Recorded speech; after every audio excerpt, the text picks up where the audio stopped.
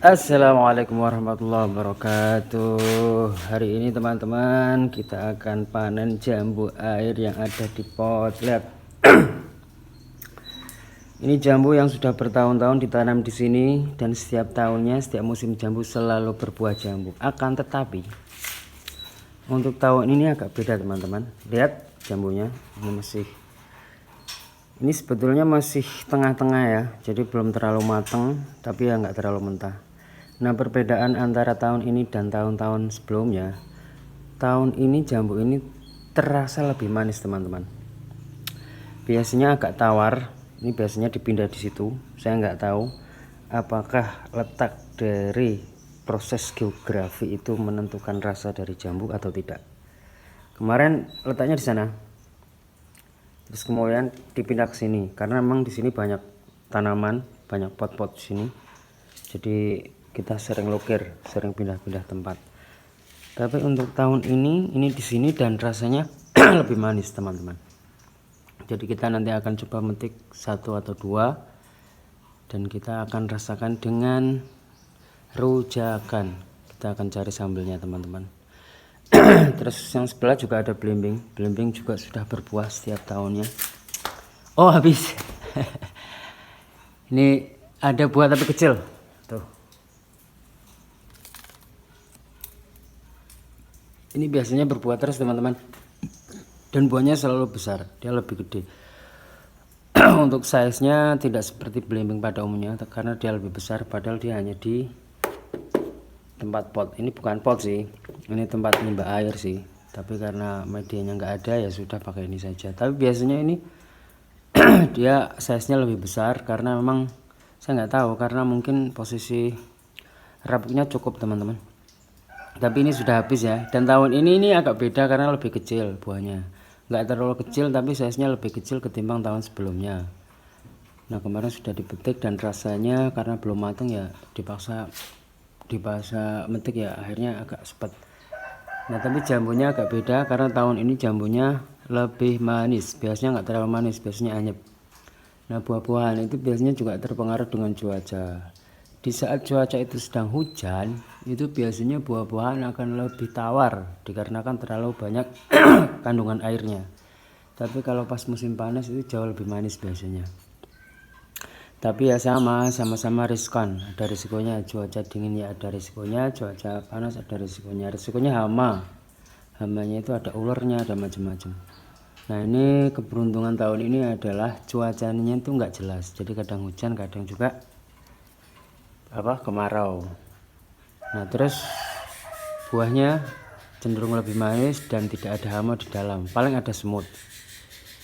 Nah, ini biasanya untuk ukuran segini ini belum manis teman-teman. Kalau pas posisinya lagi tawar tuh untuk ukuran segini biasanya masih agak sepet-sepet gitu, sepet tapi agak anyep. Tapi kalau misalnya nanti sudah besar dia agak tawar ya, ada manisnya tapi tawar. Tapi untuk tahun ini lebih manis, lebih enak teman-teman.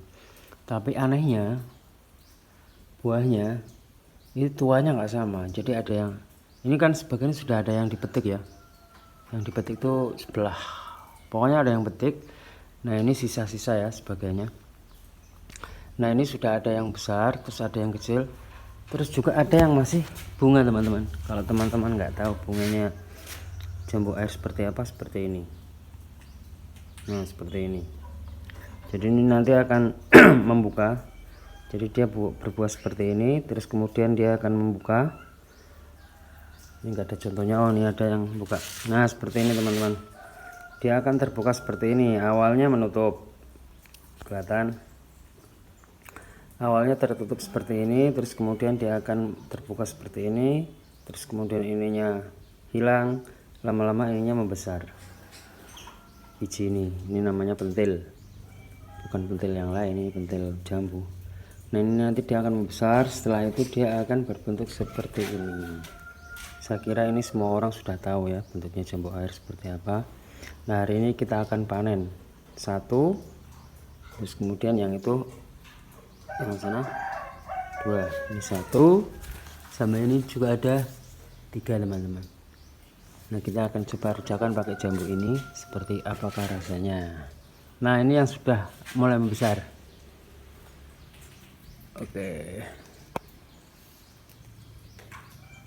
ini yang sudah mulai membesar, dan tapi itu ya agak lama sih, mungkin sekitar 1 atau 2 minggu lagi dia bisa bisa dipetik ya. Dan ini buahnya selur, jadi tidak berbarengan tapi bergantian, ada yang sudah besar, ada yang masih berbunga seperti ini, terus ada juga yang sudah dimakan.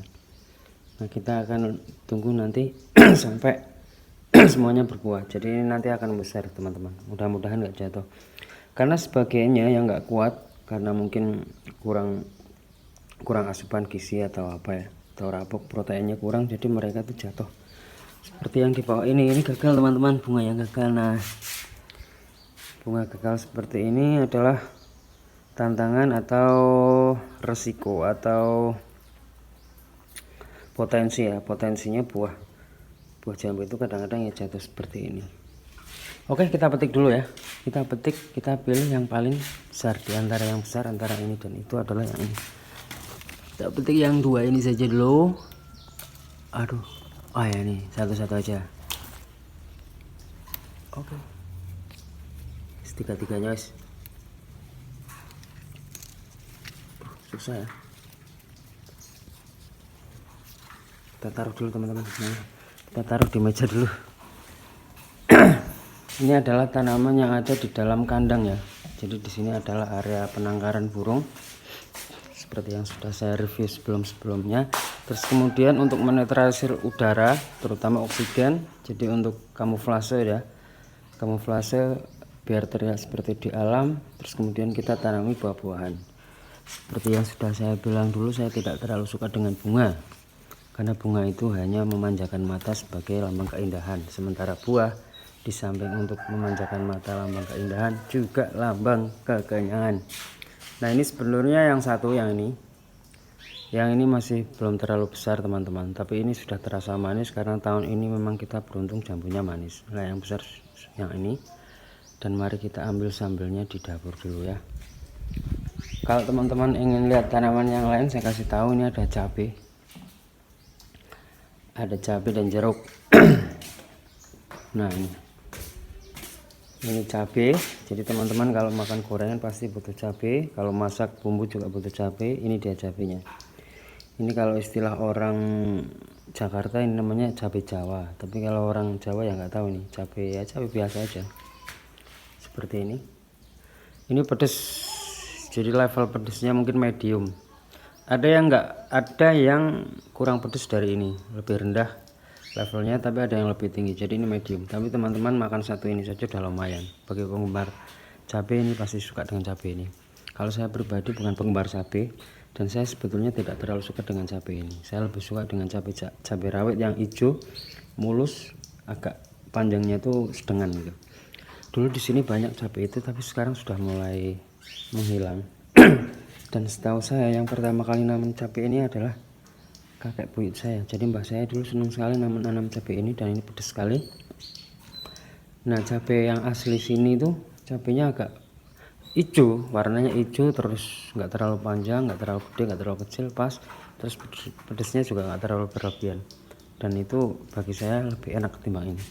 Tapi sekarang rata-rata orang banyak yang pelihara cabai ini. Oke, jadi kita tidak terpengaruh dengan harga cabai ya, mau murah mau mahal kita selalu sedia dengan cabai. Tapi kalau misalnya pas lagi posisi mahal ya lumayan bisa dijual. Tapi kalau pas lagi murah ya nggak apa-apa, karena kita nggak niat jual beli cabai. Oke, kita ambil sambalnya dulu teman-teman ya.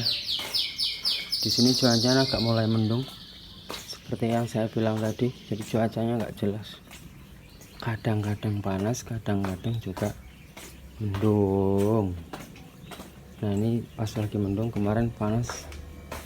Bagi teman-teman yang suka pete, di daerah sini banyak pete, dan pete ini gratis teman-teman, tidak perlu beli.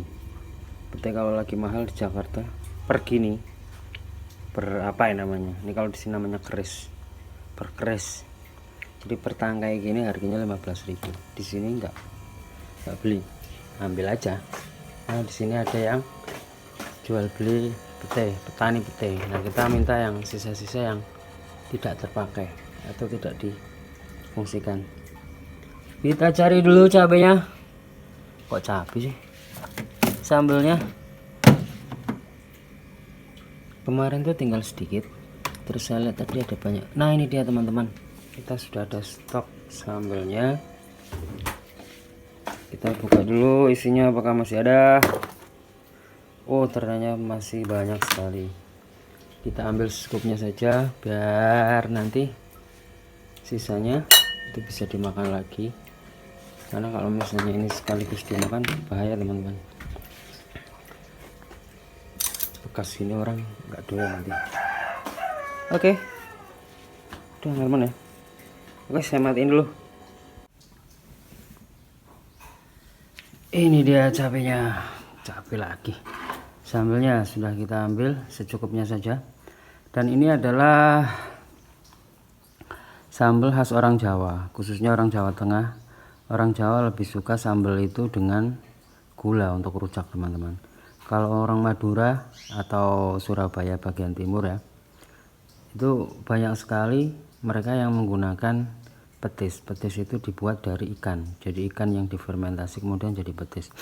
Itu selera saja, dua-duanya enak, tapi tergantung kebiasaannya. Karena orang Jawa lidahnya sudah terbiasa dengan gula, jadi ada cabai dan gula. Jadi sebetulnya cabai gula sudah cukup, tapi biasanya varian yang lain ditambahkan seperti asam.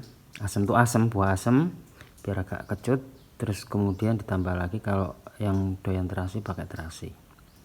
Dan ini semuanya sudah ada asam, ada terasi, ada gula, ada cabenya. Tentu ada garam ya sebagai pelengkap bumbu penambah rasa. Dan mari kita coba menikmatinya jambu yang saya petik tadi. Ini sebetulnya meskipun nggak dicuci itu ya bersih teman-teman, karena tidak ada kontaminasi apa-apa di dalam. Beda dengan di luar ya. Kalau di luar tuh kadang-kadang ada motor, ada apa-apa. Tapi kalau pengen dicuci di sini bersih ya. Oke. Waduh, kita cocolin aja dikit. Seperti ini kita makan.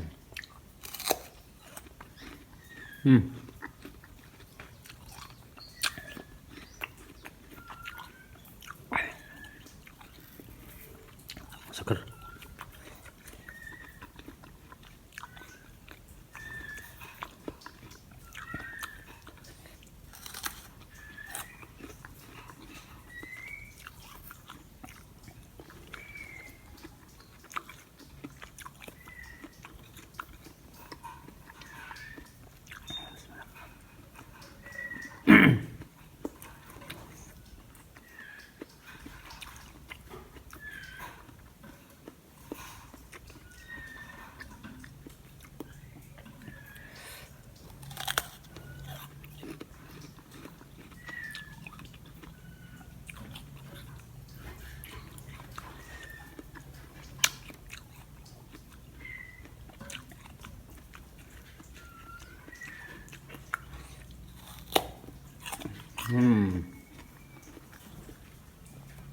Ini manis teman-teman,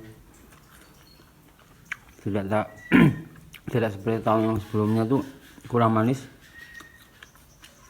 cenderungnya lebih tawar, anyep.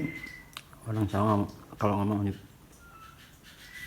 Dan ini teman-teman bisa lihat area dalamnya sama sekali nggak ada hamanya ya. Kadang-kadang kalau pas lagi kena hama tuh sininya banyak ular dalam ini, entah mungkin semut apa, ini nggak ada sama sekali. Jadi sehat alamnya. Oke, sementara itu aja, nanti kapan-kapan kita ngulcak buah-buah yang lain. Terima kasih.